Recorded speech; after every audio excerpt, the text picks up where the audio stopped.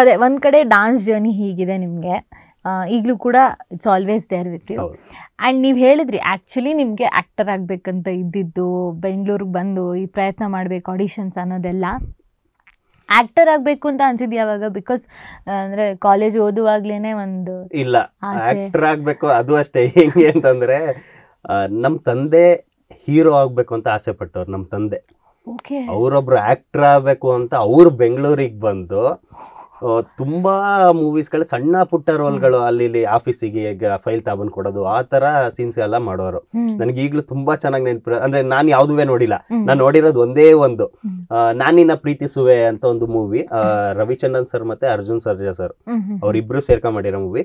Ravichandran sir ಎಂಟ್ರಿಗೆ ಒಂದು song ಇದೆ, ಅದರಲ್ಲಿ ನಮ್ಮಪ್ಪ ಹಿಂದ್ಗಡೆ ನಿಂತ್ಕೊಂಡು ತಬಲ ಬಾರಿಸ್ತಾ ಇರ್ತಾರೆ. ಹಿಂಗೆ ಅದು ಈಗಲೂ ಮೂವಿಲಿ ಬಂದಾಗ ನಾನು ನೋಡ್ತಾ ಇರ್ತೀನಿ, ಹಿಂದ್ಗಡೆ ವೈಟ್ ಕಲರ್ ಶರ್ಟ್ ಹಾಕೊಂಡು ತಬಲ ಬಾರಿಸ್ತಾ ಇರ್ತಾರೆ. ಅವರು ಹೀರೋ ಆಗ್ಬೇಕಂತ ಬಂದವರು, ಫ್ಯಾಮಿಲಿ ಕಮಿಟ್ಮೆಂಟ್ಸ್ಗಳು, ಮಕ್ಕಳು, ಹೆಂಡತಿ, ಜೀವನ ಮಾಡೋಕ್ಕೋಸ್ಕರ ಅವ್ರು ಅದನ್ನೆಲ್ಲ ಬಿಟ್ಟು ಹಾಸನಿಗೆ ಬಂದು ಕಾಂಡಿಮೆಂಟ್ಸ್ ಅನ್ನೋ ಒಂದು ಅಂಗಡಿ ಹೋಟ್ಲೆಲ್ಲ ಸರ್ವರ್ ಆಗಿ ವರ್ಕ್ ಮಾಡೋರು. ಒಂದು ಸಲ ನಾನು ಐ ಥಿಂಕ್ ನಾನು 5ನೇ ಕ್ಲಾಸೋ 6ನೇ ಕ್ಲಾಸಲ್ಲೇನೋ ಇದ್ದಾಗ ಸುಮ್ಮನೆ ನನ್ನ ಹತ್ರ ಹೇಳಿದರು, ಹೀರೋ ಆಗ್ಬೇಕಂತ ಇದ್ದೆ ಕಣೋ ನಾನು, ಎಲ್ಲ ಇದರಲ್ಲೆಲ್ಲ ಆಗಲ್ಲ ಕಣೋ, ಕಷ್ಟ ಕಣೋ, ಹೀರೋ ಆಗೋದಲ್ರಿ ಏನು ಈಸಿ ಅಲ್ಲ, ಕಷ್ಟ ಅಂತ ಹೇಳೋರು. ಅವಾಗ ನನ್ನ ತಲೆಗೆ ಬಂದು ಕೂತ್ಕೊಂತು ಲೈಟಾಗಿ, ಹೀರೋ ಆಗಬೇಕು, ನಾನು ಟ್ರೈ ಮಾಡ್ತೀನಿ, ಇವಾಗ ನೀವು ಮಾಡೋ ಇಲ್ಲ ಅಲ್ವಾ, ನಾನು ಟ್ರೈ ಮಾಡ್ತೀನಿ ನೋಡೋಣ ಅನ್ನೋದೊಂದು ತಲೆಯಲ್ಲಿ ಅವಾಗ ಕೂತಿತ್ತು ಚಿಕ್ಕ ವಯಸ್ಸಲ್ಲಿ. ತುಂಬ ಸೀರಿಯಸ್ ಆಗಿದ್ದು ಅಂದರೆ ಈ ವಿಷಯ ಇದುವರೆಗೂ ನಾನು ಎಲ್ಲೂ ಮಾತಾಡಿಲ್ಲ. ಒಂದು ಆಗಿದ್ದು ಒಂದು ಅವಮಾನ ನನಗೆ, ನಾನೊಬ್ಬ ಹೀರೋ ಆಗಬೇಕು ಅಂತ ನಾನು ಆಸೆ ಪಟ್ಟಿದ್ದು. ಡೈರೆಕ್ಟಾಗಿ ಹೇಳೋದಾದ್ರೆ DJ ಮೂವಿ, ದುವಾಡು ಜಗನ್ನಾಥಂ, ಅಲ್ಲು ಅರ್ಜುನ್ ಅವರ ಮೂವಿ ಬೇಲೂರಲ್ಲಿ ಶೂಟಿಂಗ್ ಆಗ್ತಾ ಇತ್ತು. ಬೇಲೂರಲ್ಲಿ ಶೂಟಿಂಗ್, ಅವ್ರ ಎಂಟ್ರಿ ಸೀನೇ ಅಲ್ಲಿ ಇರೋದು. ಸೊ ಬೇಲೂರಲ್ಲಿ ಶೂಟಿಂಗ್ ಆಗೋ ಟೈಮಲ್ಲಿ ನಾನು ಹಾಸನದಲ್ಲಿದ್ದೆ. ನಾನು ಅವಾಗ ಕೊರಿಯೋಗ್ರಾಫರ್ ಆಗಿದ್ದೆ. ನಾನು ಅವಾಗ ಕೊರಿಯೋಗ್ರಾಫರ್ ಆಗಿ ನನ್ನ ಆ ಕೆಲಸದಲ್ಲಿ ನಾನು ಹೋಗ್ತಾ ಇದ್ದೆ.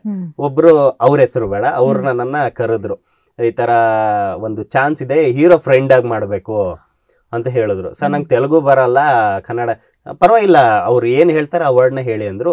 ಹೀರೋ ಫ್ರೆಂಡ್ ಅಂತ ಹೇಳಿದ್ರು, ಮೆನ್ಷನ್ ಮಾಡಿದ್ರು, ಹೀರೋ ಫ್ರೆಂಡ್ ಕ್ಯಾರೆಕ್ಟರ್ ಅಂತಾನೆ ಹೇಳಿದ್ರು.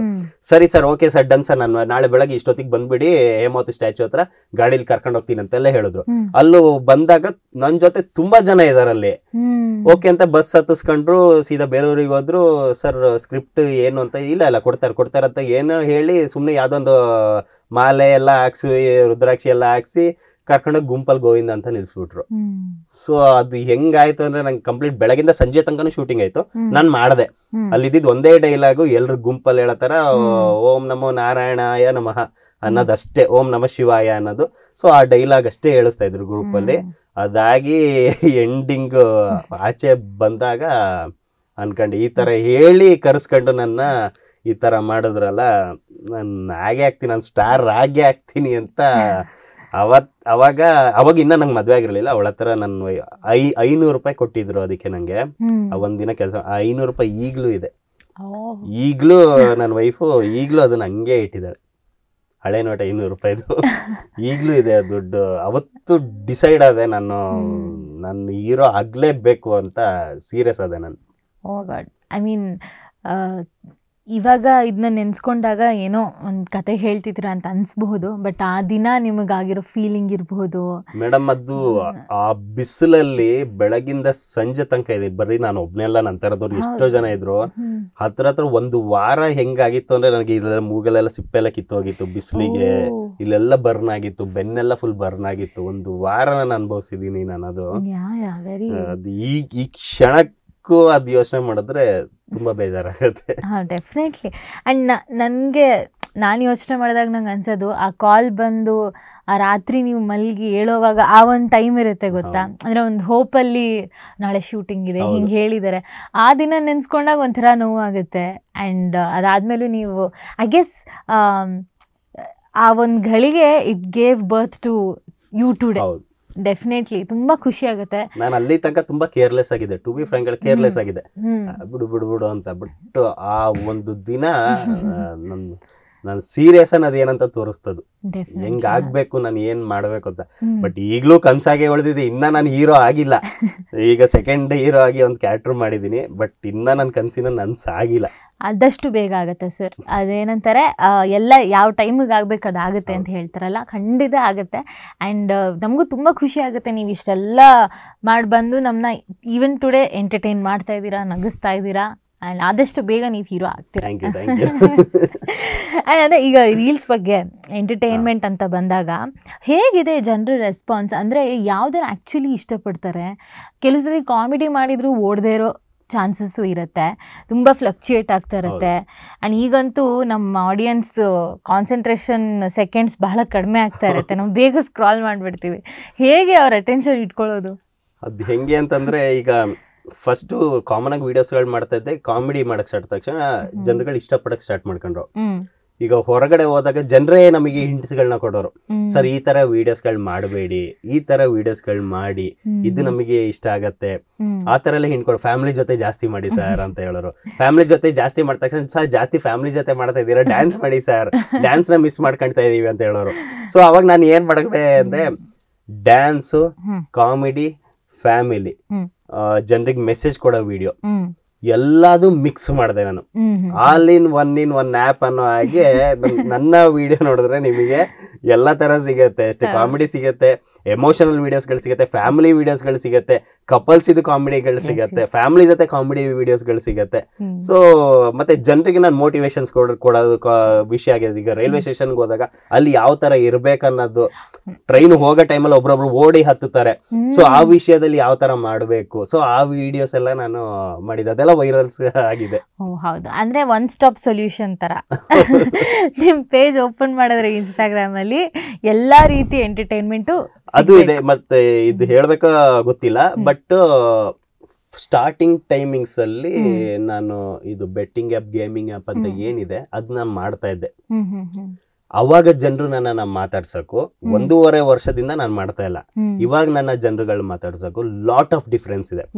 ಅವಾಗ ನನ್ನನ್ನು ಮಾತಾಡ್ಸೋದು ಯಾವ ತರ ಇತ್ತು ಅಂದ್ರೆ, ಸರ್ ನೀವು ಸರ್ ತುಂಬಾ ಚೆನ್ನಾಗಿ ವಿಡಿಯೋ ಮಾಡ್ತೀರಾ ಸರ್, ತುಂಬಾ ಸಖತ್ ಇಷ್ಟ ಆಗತ್ತೆ ಸರ್, ಆದ್ರೆ ಬೇಜಾರಂದ್ರೆ ನೀವು ಅದೆಲ್ಲ ಮಾಡ್ಬೇಡಿ ಸರ್, ಬೇಜಾರತ್ತೆ ಸರ್ ನೋಡಕ್ಕೆ ಆ ತರ ವಿಡಿಯೋಸ್ಗಳು ಅಂತ ಹೇಳೋರು.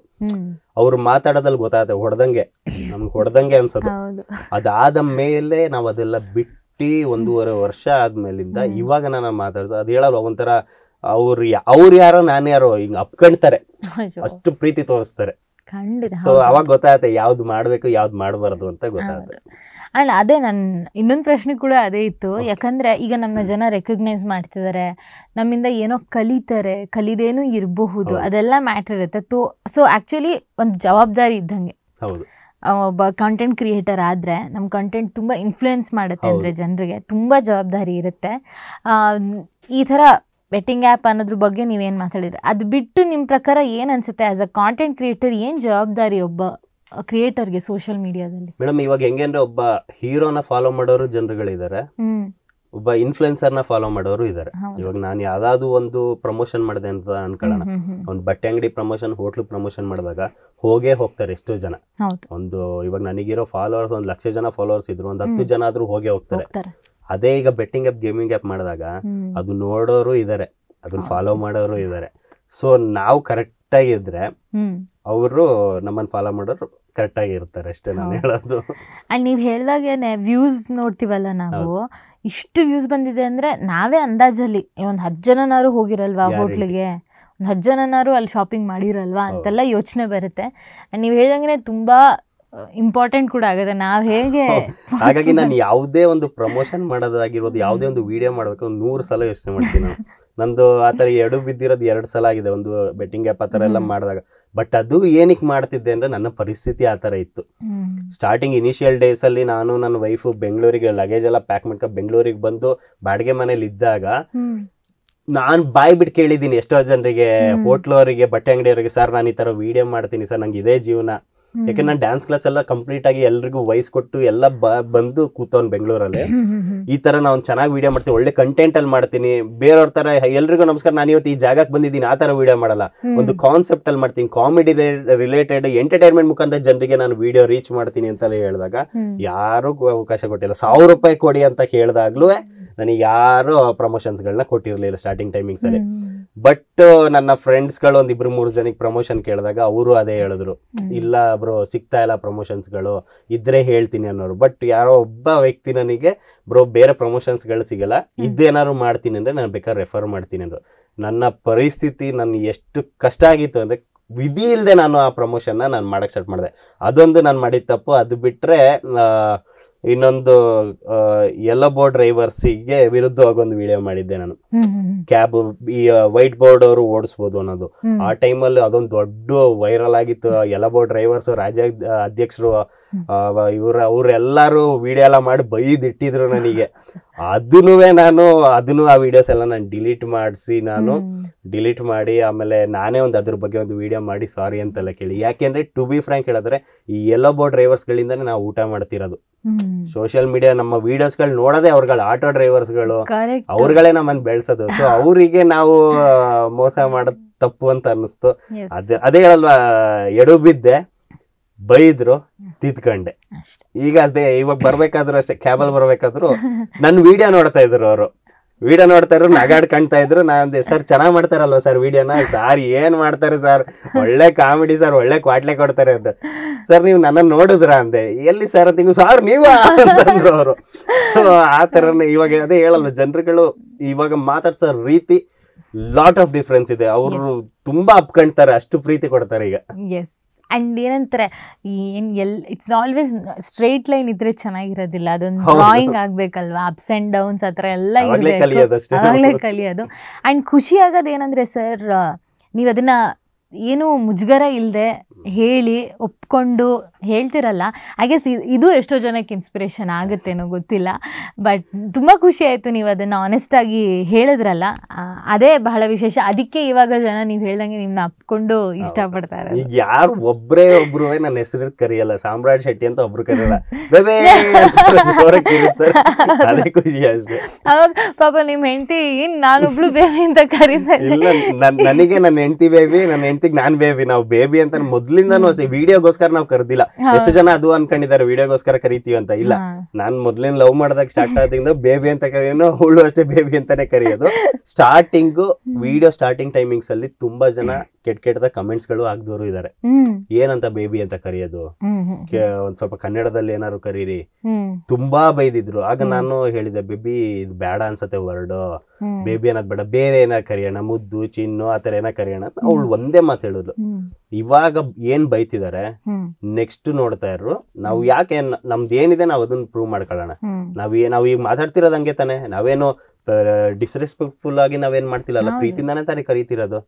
ಸೊ ಇವಾಗ ನಾನು ನನ್ ಗಂಡನ ನಾನು ಹೆಂಗ್ ಕರಿಬೇಕು ಅಂತ ಬೇರೆಯವರಿಂದ ಯಾಕೆ ಕಲಿಬೇಕು? ನಾನ್ ಪ್ರೀತಿಯಿಂದ ನನ್ ಗಂಡನ ನಾನು ಹೆಂಗ್ ಬೇಕಾದ್ ಕರಿತೀನಿ. ನೀನ್ ನನ್ನ ಹೆಂಡ್ತೀನಿ ಯಾವ ತರ ಕರಿ. ಸೊ ಅದೇ ಕಂಟಿನ್ಯೂ ಮಾಡಕ್ ಹೋದ್ವಿ. ನೆಕ್ಸ್ಟ್ ಅದೇ ಟ್ರೆಂಡ್ ಆಯ್ತು ಅಷ್ಟೇ. ಅದನ್ನೇ ಇಷ್ಟಪಡೋಕೆ ಶುರು ಮಾಡಿದ್ರು. ಅವರು ನಿಮ್ಗೆ ಹಂಗೆ ಕರೆಯಕ್ಕೆ ಶುರು ಮಾಡಿದ್ರು ಆಡಿಯನ್ಸ್.